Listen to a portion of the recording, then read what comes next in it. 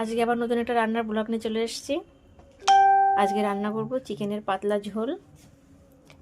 এই যে এখানে 1 কিলো মতো চিকেন নিয়েছি। এখানে এই যে আলু কেটে রেখেছি একটু বড় বড় করে, চিকেনের আলু যেহেতু। আর এখানে যে পেঁয়াজ কুচিয়ে রেখেছি, টমেটো কুচিয়ে রেখেছি, আর কিছু গোটা রসুন রেখেছি, গোটা রসুন দেব। আর এখানে এই যে মশলা করে রেখেছি, মশলার পেস্ট। এখানে আদা, রসুন, শুকনো লঙ্কা, জিরে আর একটু ধনিয়া দিয়েছি, সব কিছু একসঙ্গে বেটে নিয়েছি। তো চল, তেল গরম হয়ে গেছে, দুটো শুকনো লঙ্কা ফোড়ন দিয়েছি, আর দেব একটুখানি জিরে।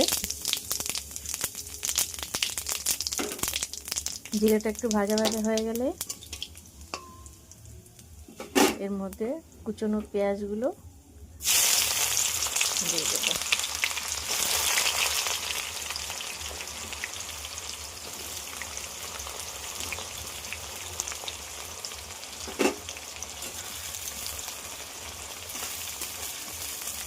পেঁয়াজটা একটু ভাজা ভাজা হবে, লাল লাল করে ভাজতে হবে।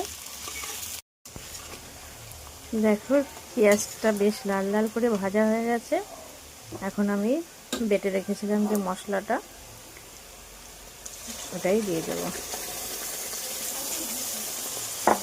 আজকে একটু পাতলা ঝোল করব, তো ওই জন্য একটু মশলাটা পরিমাণে কম দিয়েছি।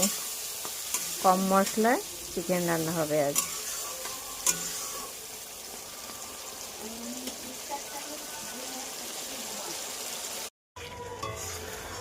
মশলা থেকে তেল ছেড়ে এসছে, তেল ছেড়ে আসলে বোঝা যাবে যে মশলাটা কষানো হয়ে গেছে। তো এবার আমি চিকেনটা দিয়ে দেবো। আসলে আমি চিকেনটা ম্যারিনেট করিনি, এভাবে ডাইরেক্ট রান্না করছি। তো তোমরা পারলে এভাবে খেয়েও, রান্না করে ভালোই লাগবে আশা করি। এবার ভালো করে একটু কষিয়ে নেব।